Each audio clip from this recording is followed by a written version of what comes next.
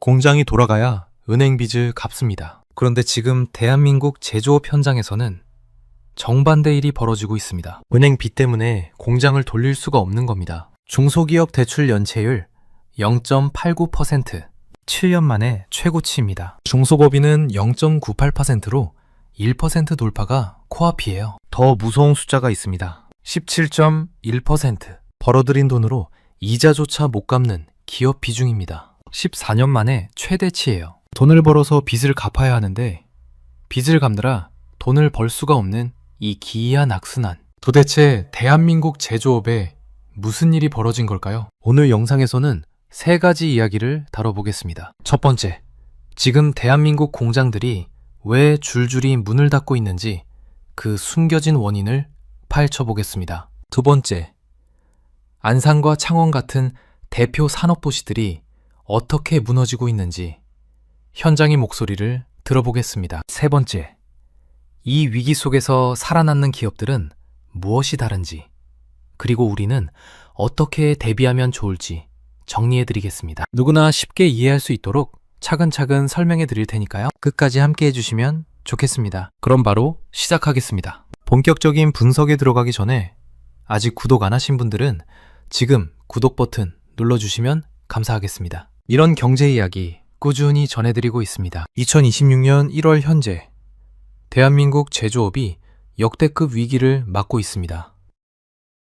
이게 단순한 불경기가 아닙니다. 지금 벌어지고 있는 일은 경기 순환이 아니라 구조적인 붕괴의 시작일 수 있습니다. 제가 왜 이렇게 강하게 말씀드리냐면요. 숫자가 그렇게 말하고 있기 때문입니다. 2025년 11월 기준으로 대한민국 제조업 생산은 전년 같은 달에 비해 1.5% 감소했습니다. 전체 산업 생산도 1.4% 떨어졌어요. 숫자만 보면 1점대 하락이라 별것 아닌 것 같죠?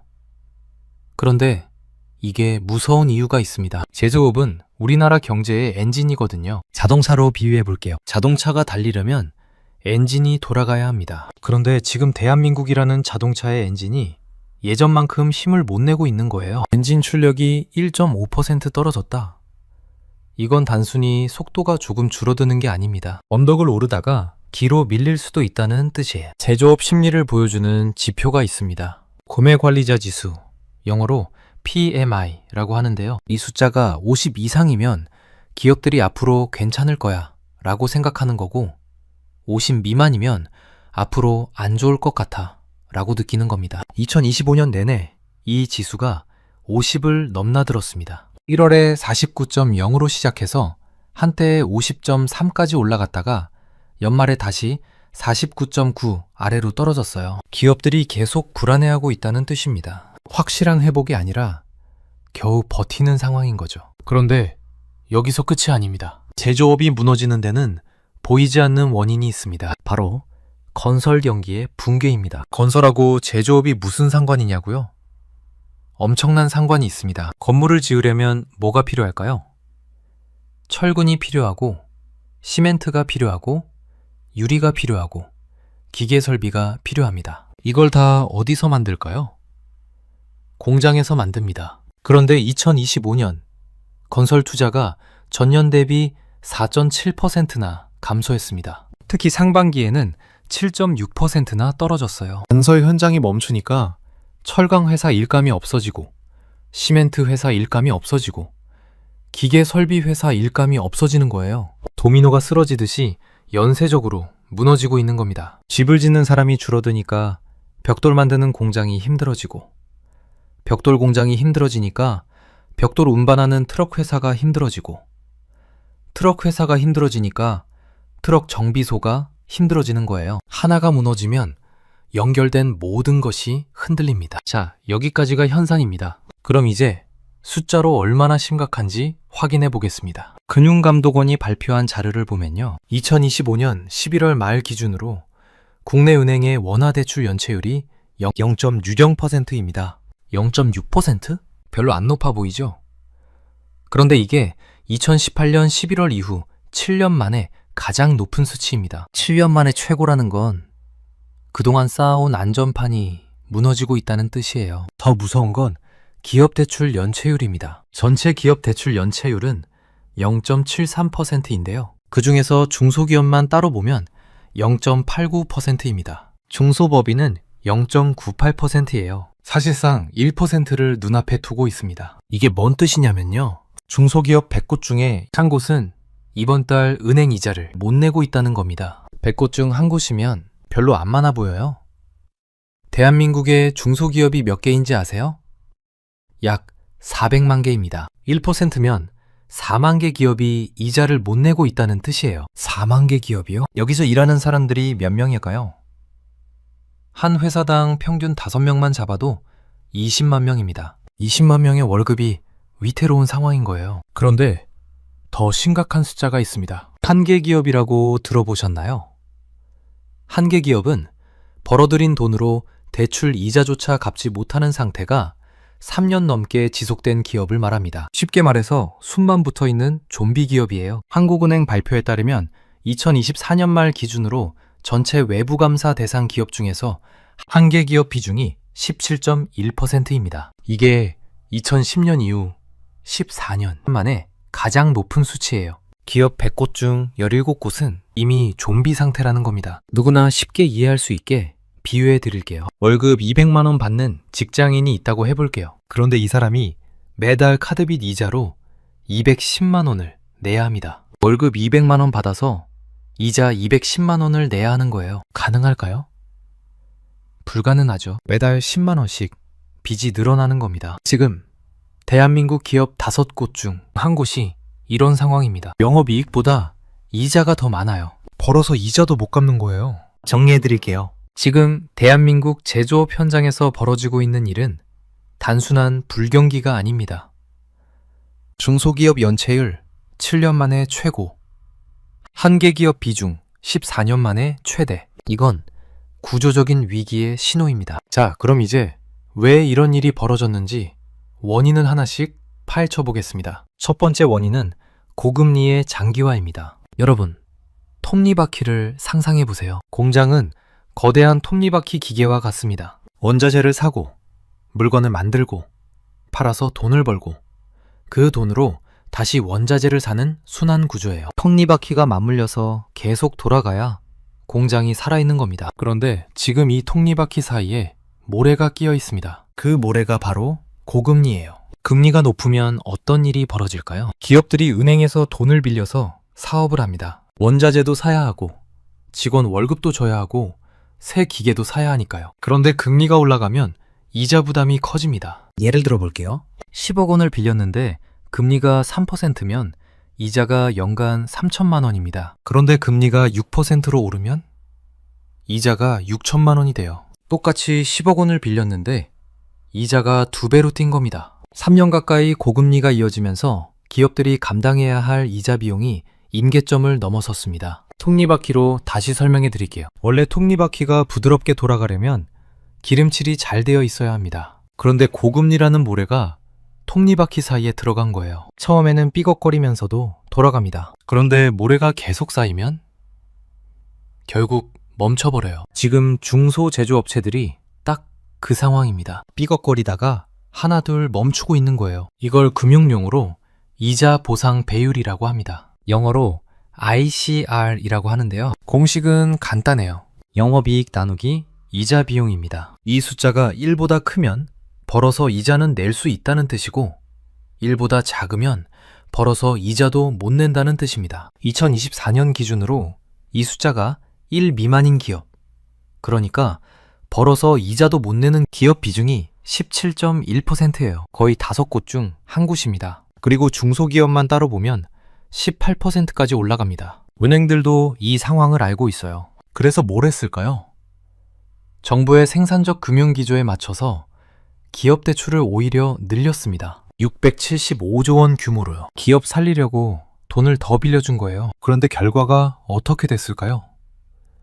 실물 경기가 안 살아나니까 빌려준 돈이 오히려 부실 폭탄이 되고 있습니다. 약을 줬는데 병이 안 낫고 오히려 부작용만 생긴 격이에요. 두 번째 원인은 건설 경기 침체로 인한 내수 증발입니다. 아까 말씀드렸죠? 건설하고 제조업이 엄청난 연관이 있다고요. 이걸 좀 더 자세히 설명해 드릴게요. 대한민국 제조업의 상당 부분은 건설 현장에 물건은 납품합니다. 철근, 시멘트, 유리, 전선, 배관, 엘리베이터, 에어컨, 조명. 건물 하나 지으려면 수백 가지 부품이 필요하거든요. 그런데 2025년 건설 투자가 4.7% 감소했습니다. 상반기에는 7.6%나 떨어졌고요. 이게 뭔 뜻이냐면 건설 현장이 그만큼 줄었다는 거예요. 건설 현장이 줄면 철강회사 주문이 줄고, 시멘트 회사 주문이 줄고, 기계설비 회사 주문이 줄어듭니다. 비유를 하나 들어볼게요. 동네에 큰 식당이 하나 있었다고 해봐요. 이 식단이 하루에 쌀 100포대, 채소 200박스, 고기 300근을 샀습니다. 쌀 가게도 잘 되고, 채소 가게도 잘 되고, 정육점도 잘 됐어요. 그런데 이 식당이 갑자기 문을 닫았습니다. 그러면 어떻게 될까요? 쌀 가게 매출이 뚝 떨어지고, 채소 가게 매출이 뚝 떨어지고, 정육점 매출이 뚝 떨어져요. 식당 하나가 망하면서 동네 상권 전체가 흔들리는 겁니다. 지금 건설업이 그 식당 역할을 하고 있었던 거예요. 건설업이라는 큰 손님이 주문을 확 줄이니까 납품하던 제조업체들이 줄줄이 어려워지는 겁니다. 특히 일반 기계 산업이 직격탄을 맞았습니다. 공사 현장에서 쓰는 굴삭기, 크레인, 덤프트럭 같은 건설 기계 수요가 증발했거든요. 건물을 안 지으니까 건설 기계도 안 사는 거예요. 그리고 이건 국내 이야기만이 아닙니다. 세 번째 원인은 트럼프 2기 행정부 출범에 따른 통상 불확실성입니다. 대한민국은 수출로 먹고 사는 나라입니다. 우리가 만든 물건을 외국에 팔아서 돈을 버는 구조예요. 그런데 지금 세계 무역 환경이 심상치 않습니다. 트럼프 대통령이 다시 돌아왔습니다. 그리고 보호무역주의를 강화하겠다고 선언했어요. 보호무역이 뭐냐면요, 우리나라 물건이 더 잘 팔리게 하려고 외국 물건에 세금을 왕창 붙이는 겁니다. 미국이 한국 물건에 관세를 높이면 어떻게 될까요? 한국에서 만든 자동차가 미국에서 3천만 원에 팔렸다고 해볼게요. 그런데 관세가 25% 붙으면 가격이 3,750만 원이 됩니다. 똑같은 차가 750만 원이나 비싸지는 거예요. 미국 소비자 입장에서 보면 한국 차 대신 미국 차를 사겠죠. 창원 지역 제조기업들을 대상으로 조사를 했는데요. 경제 성장의 가장 큰 제약 요인이 뭐냐고 물었더니 24.9%가 통상 불확실성이라고 답했습니다. 네 곳 중 한 곳이 무역 환경이 제일 걱정이라고 한 거예요. 그 다음이 고환율 22.6%, 글로벌 경기 둔화 18%였습니다. 수출길이 막히면 공장이 돌아갈 이유가 없어집니다. 물건을 만들어 봐야 팔 데가 없으니까요. 그래서 기업들이 선택한 방법이 있습니다. 네 번째 원인은 노사 갈등과 산업 공동화입니다. 공장을 해외로 옮기는 겁니다. 국내에서 버티기 힘드니까 아예 외국으로 이사 가는 거예요. 포스코 사례를 보겠습니다. 포스코 경영진이 임금 협상 과정에서 뭐라고 했냐면요, 국내 철강업 경쟁력이 떨어지는 이유 중 하나가 강성 노조와 높은 인건비라고 했습니다. 그러면서 인도와 미국에 투자를 늘리겠다고 발표했어요. 실제로 포스코는 인도 1위 철강사와 손잡고 500만 톤 규모의 제철소를 짓고 있습니다. 현대제철도 미국의 전기차형 제철소 프로젝트를 추진하고 있고요. 이게 무슨 뜻일까요? 대기업들이 한국을 떠나고 있다는 겁니다. 비유를 들어볼게요. 넓은 바다에 거대한 거북이가 살고 있었습니다. 이 거북이 등에는 작은 물고기들이 붙어서 함께 살았어요. 거북이가 먹이를 먹을 때 떨어지는 부스러기로 물고기들도 배를 채웠거든요. 그런데 어느 날 거북이가 물이 따뜻한 다른 바다로 이사를 갔습니다. 거북이 등에 붙어있던 물고기들은 어떻게 됐을까요? 갑자기 먹을 게 없어진 거예요. 거북이 없이는 살 수가 없는 물고기들이 뿔뿔이 흩어지게 됩니다. 지금 대기업이 거북이고 중소하청업체들이 물고기입니다. 대기업이 해외로 가면 납품하던 중소기업들은 일감이 끊겨요. 이걸 산업 공동화라고 합니다. 영어로는 hollowing out 이라고 하는데요. 속이 텅 비어간다는 뜻이에요. 껍데기만 남고 알맹이는 사라지는 거죠. 노조 측은 이런 기업의 움직임에 강력히 반발하고 있습니다. 특히 현대차 노조는 다크팩토리라는 것에 반대 목소리를 높이고 있어요. 다크팩토리가 뭐냐면요, 사람 없이 로봇과 AI만으로 돌아가는 무인 공장입니다. 불을 켤 필요가 없어서 다크팩토리, 어두운 공장이라고 부르는 거예요. 노조 입장에서는 당연히 반대할 수밖에 없죠. 로봇이 들어오면 사람이 나가야 하니까요. 노조에서는 이걸 판을 엎을 것이라고 경고까지 했습니다. 기업은 비용을 줄이려 하고 노동자는 일자리를 지키려 합니다. 양쪽 다 자기 입장에서는 맞는 말이에요. 그런데 이 갈등이 해결되지 않으면 어떻게 될까요? 기업은 더 빨리 해외로 떠나거나 무인화를 추진하게 됩니다. 지금 상황을 정리해 볼게요. 원인 4가지였습니다. 첫째, 고금리 장기화로 이자 부담이 폭발, 톱니바퀴에 모래가 낀 겁니다. 둘째, 건설 경기 침체로 내수가 증발, 큰 식당이 문을 닫으니 동네 가게들이 다 어려워진 거예요. 셋째, 트럼프발 통상 불확실성으로 수출길이 막힘, 물건만 들어도 팔 데가 없어진 겁니다. 넷째, 노사 갈등과 규제로 대기업들이 해외로 이탈, 거북이가 떠나니 물고기들이 군게 된 거예요. 이 4가지가 동시에 터지면서 대한민국 제조업이 무너지고 있는 겁니다. 자, 그러면 실제로 현장에서는 어떤 일이 벌어지고 있을까요? 대한민국 대표 산업도시 2곳을 살펴보겠습니다. 첫 번째는 경기도 안산입니다. 안산에는 반월공단과 시화공단이 있습니다. 이 두 공단에 약 3만 9천 개의 기업이 모여 있어요. 대한민국 제조업의 심장부라고 할 수 있죠. 그런데 이곳의 90% 이상이 직원 100명 이하의 작은 회사들입니다. 글로벌 경제 위기의 파고에 가장 먼저 휩쓸리는 곳이에요. 2026년 1월 현재 시화공단 가동률은 66.7%, 반월공단은 67.1%입니다. 100대의 기계 중에 33대는 멈춰 있다는 뜻입니다.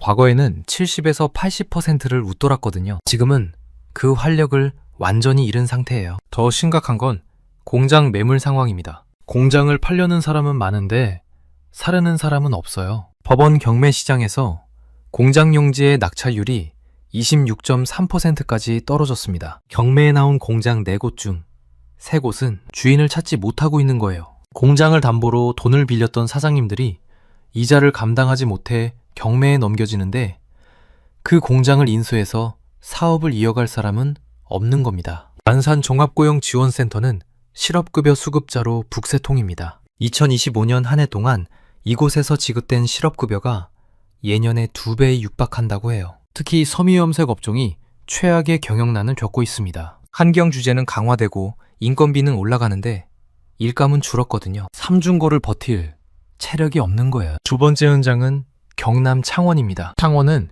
기계산업의 메카로 불리는 곳이에요. 창원 국가산업단지가 있고 방산과 기계 분야 대기업들이 포진해 있습니다. 그런데 2026년 1분기 경기 전망 지수 BSI가 80.2입니다. 기준치가 100이거든요. 100보다 높으면 좋아질 거라는 뜻이고 100보다 낮으면 나빠질 거라는 뜻이에요. 80.2면 상당히 비관적인 전망인 겁니다. 특히 전기 전자 업종은 BSI가 52.2를 기록했습니다. 이건 정말 심각한 수치예요. 100이 기준인데 52라는 건 거의 절반 수준이니까요. 반도체 가격이 불안정하고 가전 수요가 줄어든 영향입니다. 기업들의 자금 사정 지수는 67.8로 조사를 시작한 이래 가장 낮은 수준 중 하나입니다. 돈이 없다는 거예요. 재미있는 건 같은 창원인데도 기업마다 상황이 다르다는 겁니다. 대기업과 수출기업은 BSI가 117.2로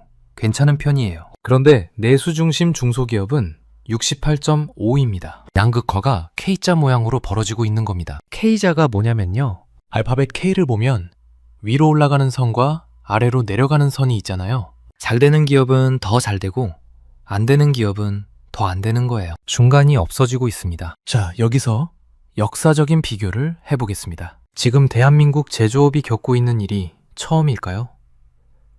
아닙니다. 비슷한 일이 미국에서 먼저 일어났어요. 러스트벨트라고 들어보셨나요? 러스트는 녹이라는 뜻이고 벨트는 지역이라는 뜻입니다. 녹슨 지역, 미국 중서부의 제조업지대를 부르는 말이에요. 1970년대에 미국의 피츠버그, 디트로이트, 클리블랜드 같은 도시들은 철강과 자동차 산업으로 번창했습니다. 그런데 어느 순간 공장들이 하나둘 문을 닫기 시작했어요. 왜 그랬을까요? 해외에서 더 싼 철강과 자동차가 들어왔거든요. 일본과 한국에서 만든 자동차가 미국 자동차보다 싸고 품질도 좋았습니다. 미국 자동차 회사들은 경쟁에서 밀렸고 공장을 폐쇄하기 시작했어요. 그 결과 어떻게 됐을까요? 번화하던 도시들이 유령 도시가 됐습니다. 디트로이트의 경우 한때 인구가 180만 명이었는데 지금은 60만 명 정도예요. 3분의 1로 줄어든 겁니다. 빈 공장에는 녹이 슬었고 그래서 러스트 벨트라는 이름이 붙었습니다. 지금 안산과 창원에서 벌어지는 일이 미국 러스트 벨트와 닮아 있습니다. 공장 가동률이 떨어지고 매물이 쏟아지고 사람들이 떠나는 모습이요. 물론 상황이 완전히 같지는 않습니다. 미국은 해외 경쟁에 밀렸고 한국은 고금리와 내수 부진이 원인이니까요. 하지만 결과적으로 공장이 멈추고 일자리가 사라진다는 점은 똑같습니다. 그런데 여기서 중요한 질문이 있습니다. 모든 기업이 망하고 있는 걸까요? 아닙니다. 살아남는 기업들이 있습니다. 이들은 뭐가 다를까요? 정부가 2026년 스마트 제조 혁신 지원 사업에 5천억 원을 투입하고 있습니다. 스마트 팩토리라고 하는 건데요. 쉽게 말해서 공장을 똑똑하게 만드는 거예요. 예전에는 사람이 일일이 기계를 조작하고 불량품이 있는지 눈으로 확인하고 재고가 얼마나 남았는지 수작업으로 기록했습니다. 그런데 스마트 팩토리에서는 이 모든 걸 컴퓨터와 로봇이 합니다. 센서가 불량품을 자동으로 잡아내고 AI가 재고를 관리하고 로봇이 물건을 나릅니다. 창원시는 2026년을 기점으로 기계와 방산 분야에 제조 AI를 본격 적용하겠다고 발표했어요. 피지컬 AI라고 해서 실제 공장에서 로봇이 스스로 판단하고 움직이는 기술을 도입하는 겁니다. 이렇게 하면 생산 효율이 올라가고 불량률이 떨어집니다. 같은 비용으로 더 많은 물건을 더 좋은 품질로 만들 수 있어요. 그런데 여기서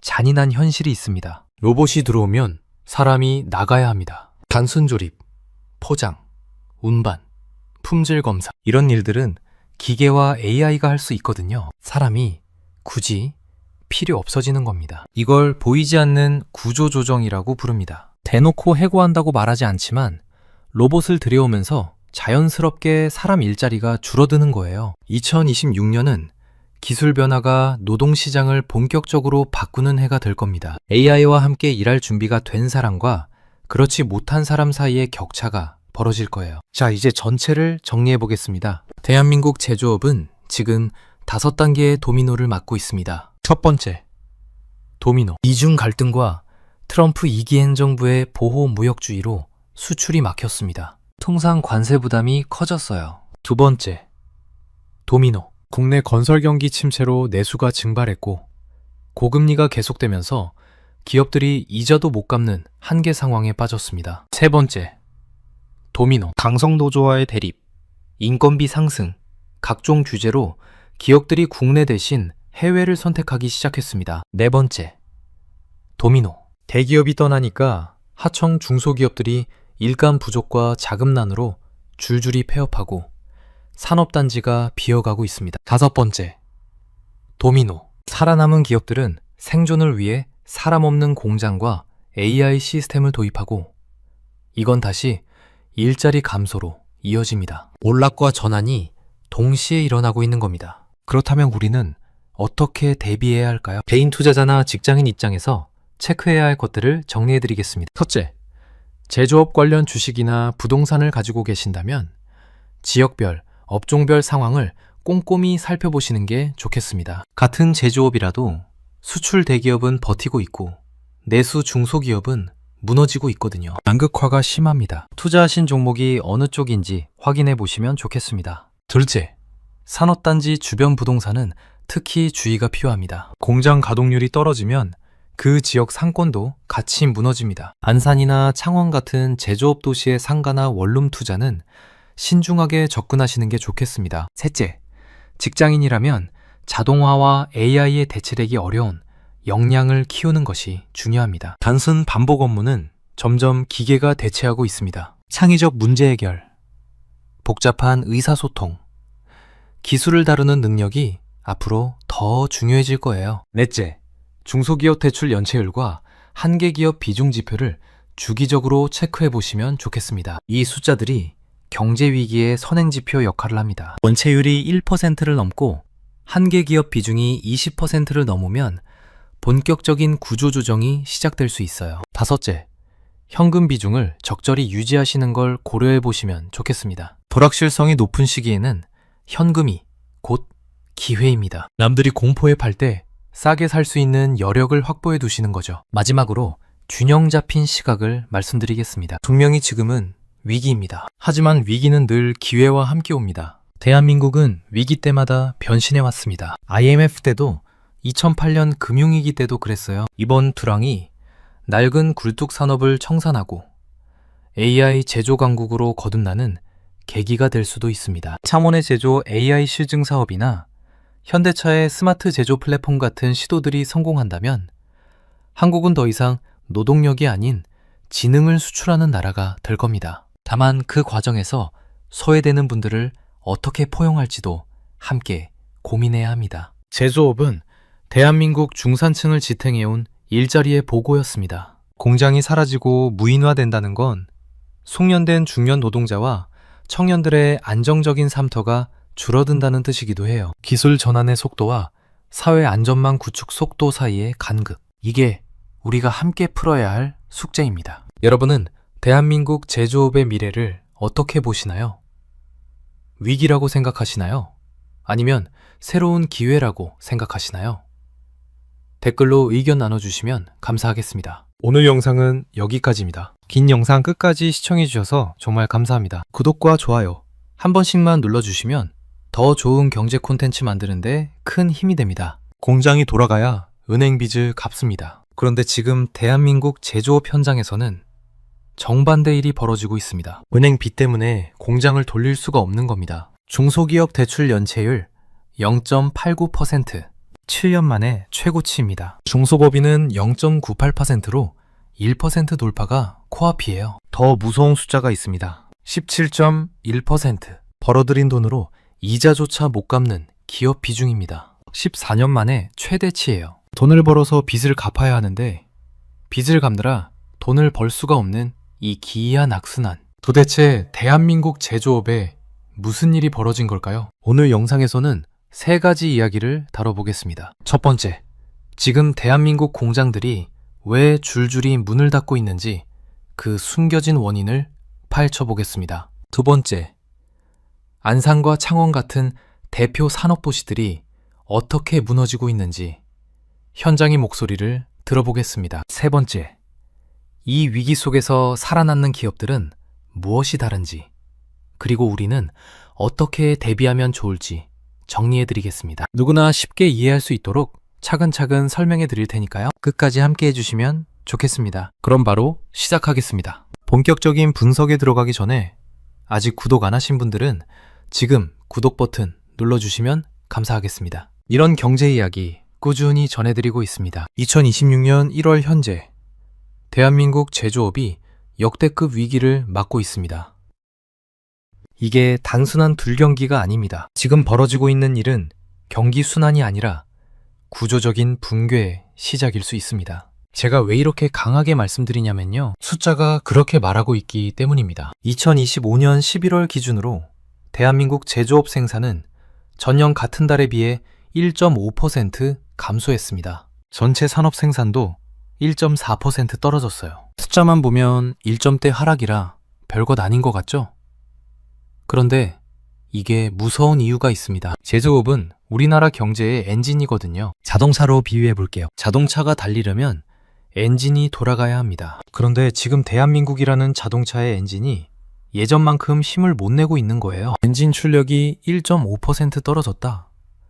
이건 단순히 속도가 조금 줄어드는 게 아닙니다. 언덕을 오르다가 뒤로 밀릴 수도 있다는 뜻이에요. 제조업 심리를 보여주는 지표가 있습니다. 구매관리자 지수, 영어로 PMI라고 하는데요. 이 숫자가 50 이상이면 기업들이 앞으로 괜찮을 거야 라고 생각하는 거고 50 미만이면 앞으로 안 좋을 것 같아 라고 느끼는 겁니다. 2025년 내내 이 지수가 50을 넘나들었습니다. 1월에 49.0으로 시작해서 한때 50.3까지 올라갔다가 연말에 다시 49.9 아래로 떨어졌어요. 기업들이 계속 불안해하고 있다는 뜻입니다. 확실한 회복이 아니라 겨우 버티는 상황인 거죠. 그런데 여기서 끝이 아닙니다. 제조업이 무너지는 데는 보이지 않는 원인이 있습니다. 바로 건설 경기의 붕괴입니다. 건설하고 제조업이 무슨 상관이냐고요?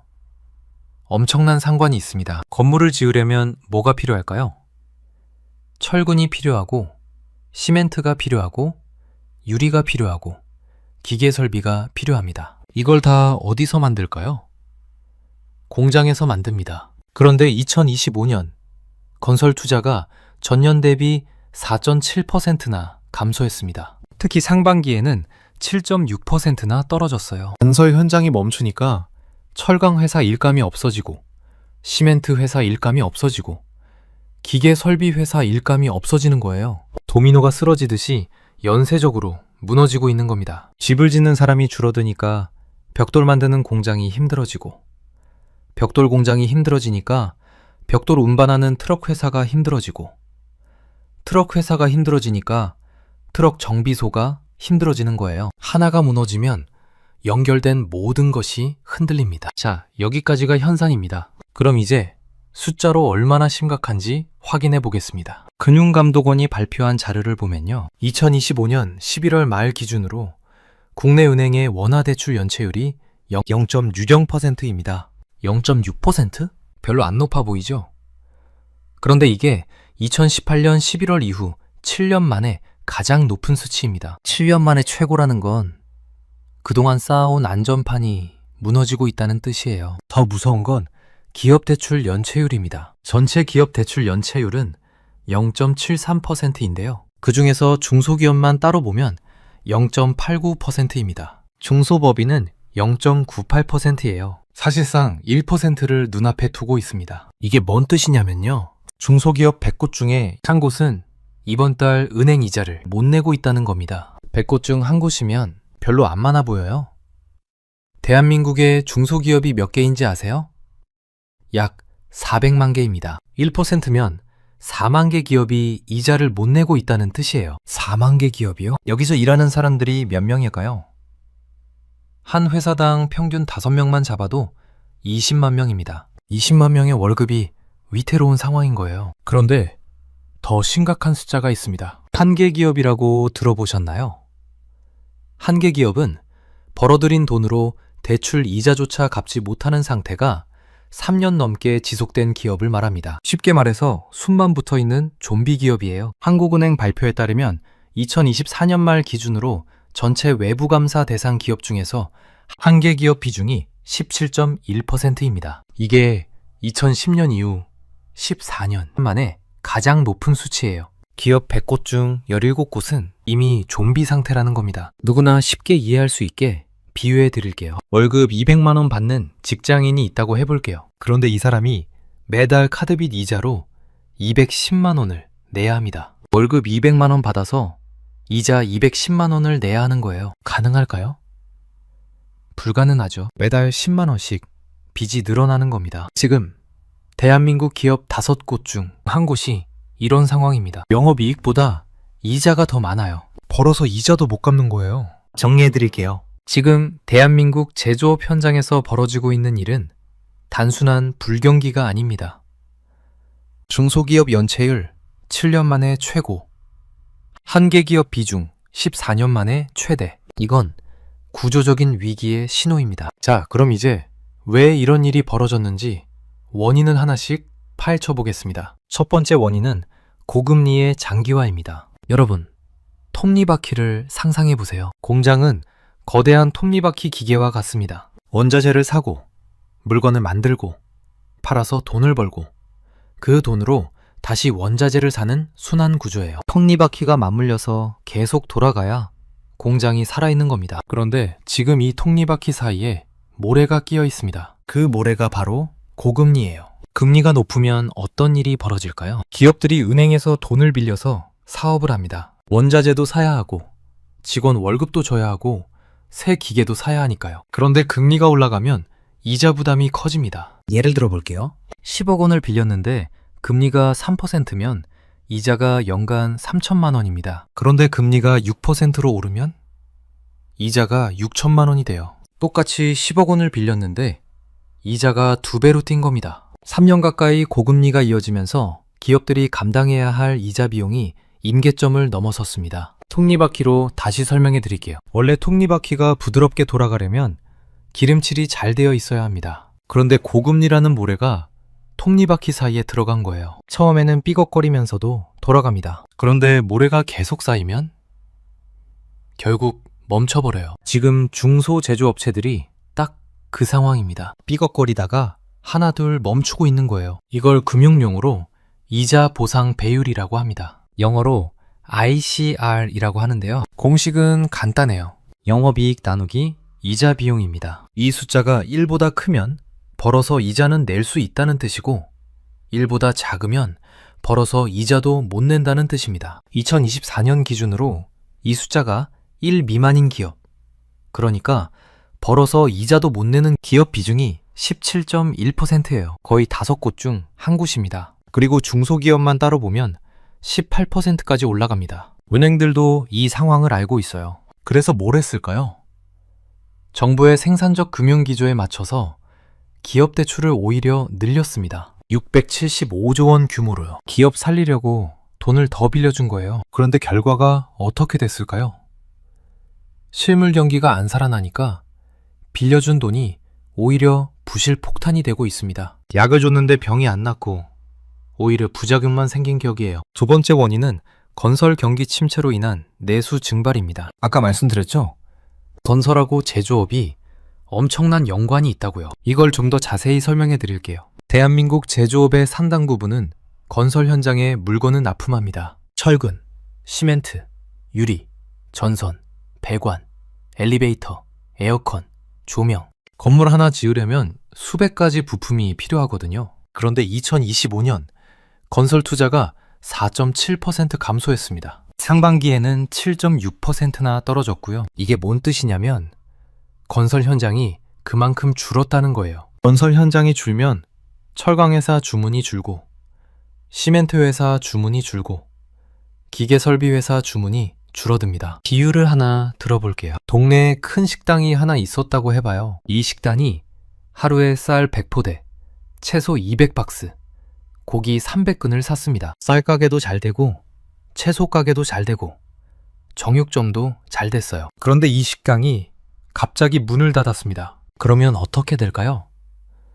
쌀 가게 매출이 뚝 떨어지고 채소 가게 매출이 뚝 떨어지고 정육점 매출이 뚝 떨어져요. 식당 하나가 망하면서 동네 상권 전체가 흔들리는 겁니다. 지금 건설업이 그 식당 역할을 하고 있었던 거예요. 건설업이라는 큰 손님이 주문을 확 줄이니까 납품하던 제조업체들이 줄줄이 어려워지는 겁니다. 특히 일반 기계 산업이 직격탄을 맞았습니다. 공사 현장에서 쓰는 굴삭기, 크레인, 덤프트럭 같은 건설 기계 수요가 증발했거든요. 건물을 안 지으니까 건설 기계도 안 사는 거예요. 그리고 이건 국내 이야기만이 아닙니다. 세 번째 원인은 트럼프 2기 행정부 출범에 따른 통상 불확실성입니다. 대한민국은 수출로 먹고 사는 나라입니다. 우리가 만든 물건을 외국에 팔아서 돈을 버는 구조예요. 그런데 지금 세계 무역 환경이 심상치 않습니다. 트럼프 대통령이 다시 돌아왔습니다. 그리고 보호무역주의를 강화하겠다고 선언했어요.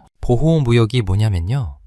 우리나라 물건이 더 잘 팔리게 하려고 외국 물건에 세금을 왕창 붙이는 겁니다. 미국이 한국 물건에 관세를 높이면 어떻게 될까요? 한국에서 만든 자동차가 미국에서 3천만 원에 팔렸다고 해볼게요. 그런데 관세가 25% 붙으면 가격이 3,750만 원이 됩니다. 똑같은 차가 750만 원이나 비싸지는 거예요. 미국 소비자 입장에서 보면 한국 차 대신 미국 차를 사겠죠. 창원 지역 제조기업들을 대상으로 조사를 했는데요. 경제 성장의 가장 큰 제약 요인이 뭐냐고 물었더니 24.9%가 통상 불확실성이라고 답했습니다. 네 곳 중 한 곳이 무역 환경이 제일 걱정이라고 한 거예요. 그 다음이 고환율 22.6%, 글로벌 경기 둔화 18%였습니다. 수출길이 막히면 공장이 돌아갈 이유가 없어집니다. 물건을 만들어 봐야 팔 데가 없으니까요. 그래서 기업들이 선택한 방법이 있습니다. 네 번째 원인은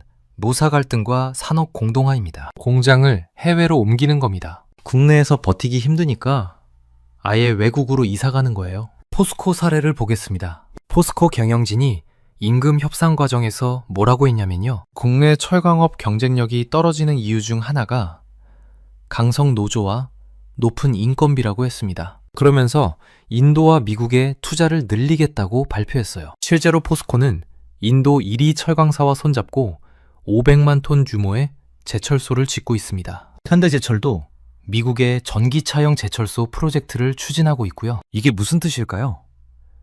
대기업들이 한국을 떠나고 있다는 겁니다. 비유를 들어볼게요. 넓은 바다에 거대한 거북이가 살고 있었습니다. 이 거북이 등에는 작은 물고기들이 붙어서 함께 살았어요. 거북이가 먹이를 먹을 때 떨어지는 부스러기로 물고기들도 배를 채웠거든요. 그런데 어느 날 거북이가 물이 따뜻한 다른 바다로 이사를 갔습니다. 거북이 등에 붙어있던 물고기들은 어떻게 됐을까요?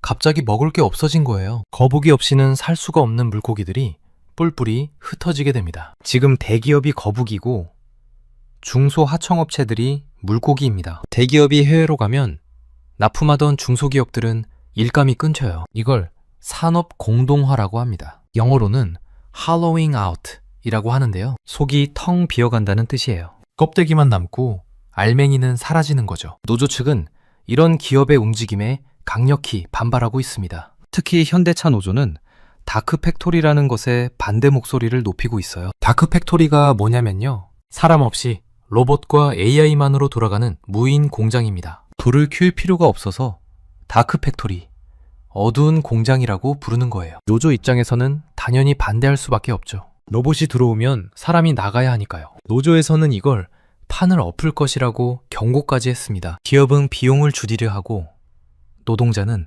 일자리를 지키려 합니다. 양쪽 다 자기 입장에서는 맞는 말이에요. 그런데 이 갈등이 해결되지 않으면 어떻게 될까요? 기업은 더 빨리 해외로 떠나거나 무인화를 추진하게 됩니다. 지금 상황을 정리해 볼게요. 원인 4가지였습니다. 첫째, 고금리 장기화로 이자 부담이 폭발, 톱니바퀴에 모래가 낀 겁니다. 둘째, 건설 경기 침체로 내수가 증발, 큰 식당이 문을 닫으니 동네 가게들이 다 어려워진 거예요. 셋째, 트럼프발 통상 불확실성으로 수출길이 막힘, 물건만 들어도 팔 데가 없어진 겁니다. 넷째, 노사 갈등과 규제로 대기업들이 해외로 이탈, 거북이가 떠나니 물고기들이 군게 된 거예요. 이 4가지가 동시에 터지면서 대한민국 제조업이 무너지고 있는 겁니다. 자, 그러면 실제로 현장에서는 어떤 일이 벌어지고 있을까요? 대한민국 대표 산업도시 2곳을 살펴보겠습니다. 첫 번째는 경기도 안산입니다. 안산에는 반월공단과 시화공단이 있습니다. 이 두 공단에 약 3만 9천 개의 기업이 모여 있어요. 대한민국 제조업의 심장부라고 할 수 있죠. 그런데 이곳의 90% 이상이 직원 100명 이하의 작은 회사들입니다. 글로벌 경제 위기의 파고에 가장 먼저 휩쓸리는 곳이에요. 2026년 1월 현재 시화공단 가동률은 66.7%, 반월공단은 67.1%입니다. 100대의 기계 중에 33대는 멈춰 있다는 뜻입니다.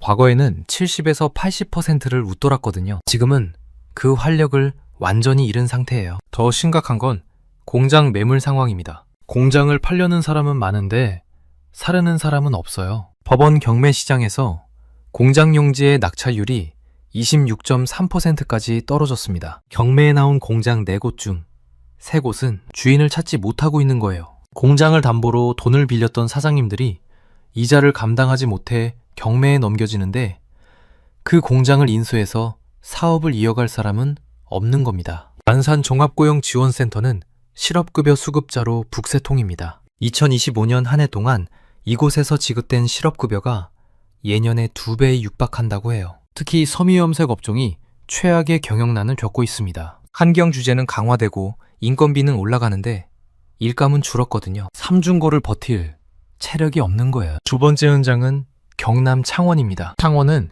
기계산업의 메카로 불리는 곳이에요. 창원 국가산업단지가 있고 방산과 기계 분야 대기업들이 포진해 있습니다. 그런데 2026년 1분기 경기 전망지수 BSI가 80.2입니다. 기준치가 100이거든요. 100보다 높으면 좋아질 거라는 뜻이고 100보다 낮으면 나빠질 거라는 뜻이에요. 80.2면 상당히 비관적인 전망인 겁니다. 특히 전기 전자업종은 BSI가 52.2를 기록했습니다. 이건 정말 심각한 수치예요. 100이 기준인데 52라는 건 거의 절반 수준이니까요. 반도체 가격이 불안정하고 가전 수요가 줄어든 영향입니다. 기업들의 자금 사정 지수는 67.8로 조사를 시작한 이래 가장 낮은 수준 중 하나입니다. 돈이 없다는 거예요. 재미있는 건 같은 창원인데도 기업마다 상황이 다르다는 겁니다. 대기업과 수출 기업은 BSI가 117.2로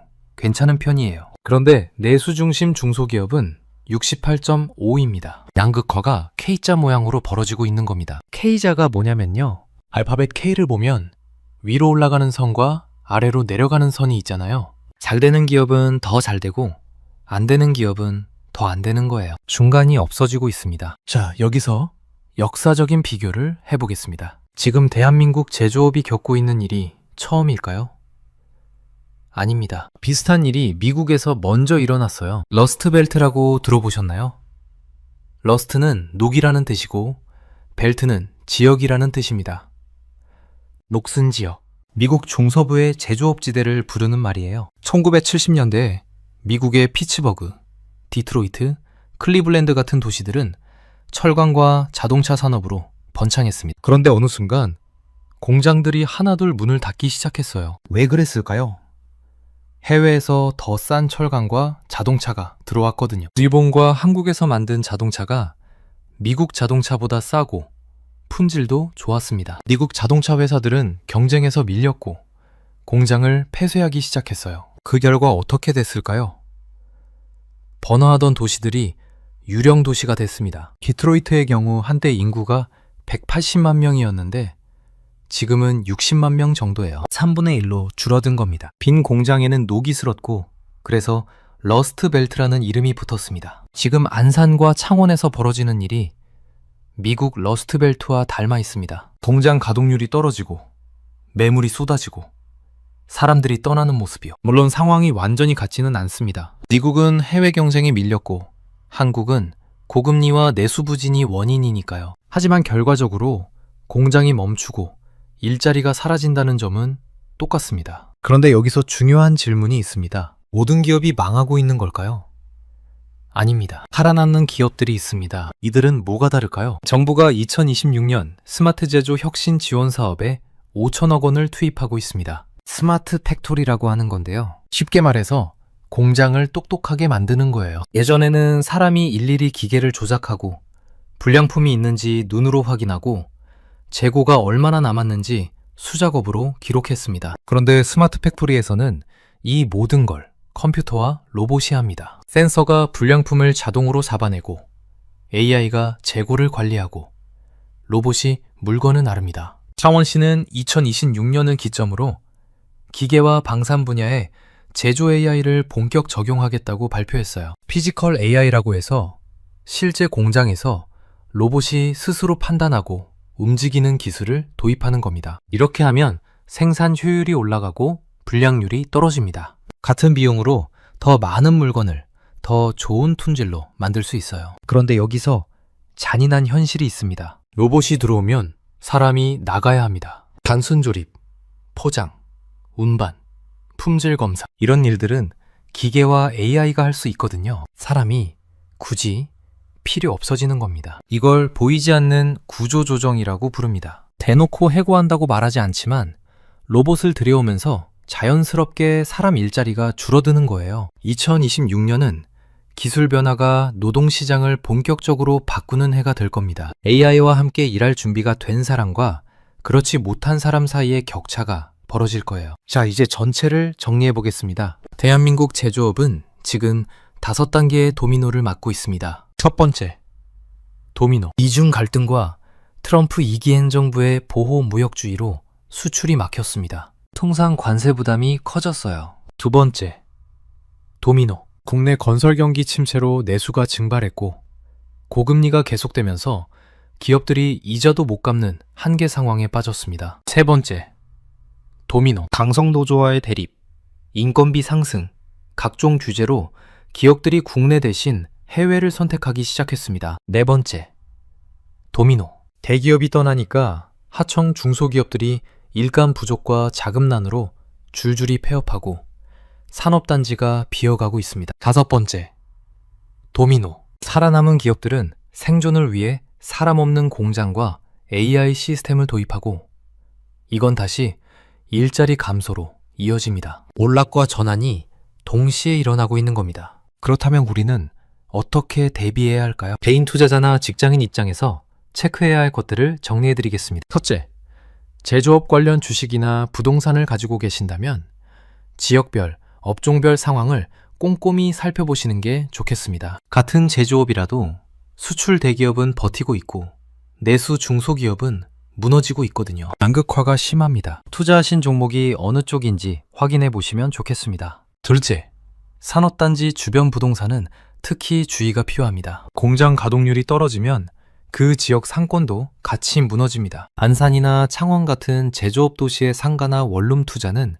신중하게 접근하시는 게 좋겠습니다. 셋째, 직장인이라면 자동화와 AI에 대체되기 어려운 역량을 키우는 것이 중요합니다. 단순 반복 업무는 점점 기계가 대체하고 있습니다. 창의적 문제 해결, 복잡한 의사소통, 기술을 다루는 능력이 앞으로 더 중요해질 거예요. 넷째, 중소기업 대출 연체율과 한계기업 비중 지표를 주기적으로 체크해 보시면 좋겠습니다. 이 숫자들이 경제위기의 선행지표 역할을 합니다. 연체율이 1%를 넘고 한계기업 비중이 20%를 넘으면 본격적인 구조조정이 시작될 수 있어요. 다섯째, 현금 비중을 적절히 유지하시는 걸 고려해 보시면 좋겠습니다. 불확실성이 높은 시기에는 현금이 곧 기회입니다. 남들이 공포에 팔 때 싸게 살 수 있는 여력을 확보해 두시는 거죠. 마지막으로 균형 잡힌 시각을 말씀드리겠습니다. 분명히 지금은 위기입니다. 하지만 위기는 늘 기회와 함께 옵니다. 대한민국은 위기 때마다 변신해 왔습니다. IMF 때도 2008년 금융위기 때도 그랬어요. 이번 불황이 낡은 굴뚝 산업을 청산하고 AI 제조 강국으로 거듭나는 계기가 될 수도 있습니다. 창원의 제조 AI 실증 사업이나 현대차의 스마트 제조 플랫폼 같은 시도들이 성공한다면 한국은 더 이상 노동력이 아닌 지능을 수출하는 나라가 될 겁니다. 다만 그 과정에서 소외되는 분들을 어떻게 포용할지도 함께 고민해야 합니다. 제조업은 대한민국 중산층을 지탱해온 일자리의 보고였습니다. 공장이 사라지고 무인화된다는 건 숙련된 중년 노동자와 청년들의 안정적인 삶터가 줄어든다는 뜻이기도 해요. 기술 전환의 속도와 사회 안전망 구축 속도 사이의 간극. 이게 우리가 함께 풀어야 할 숙제입니다. 여러분은 대한민국 제조업의 미래를 어떻게 보시나요? 위기라고 생각하시나요? 아니면 새로운 기회라고 생각하시나요? 댓글로 의견 나눠주시면 감사하겠습니다. 오늘 영상은 여기까지입니다. 긴 영상 끝까지 시청해주셔서 정말 감사합니다. 구독과 좋아요 한 번씩만 눌러주시면 더 좋은 경제 콘텐츠 만드는데 큰 힘이 됩니다.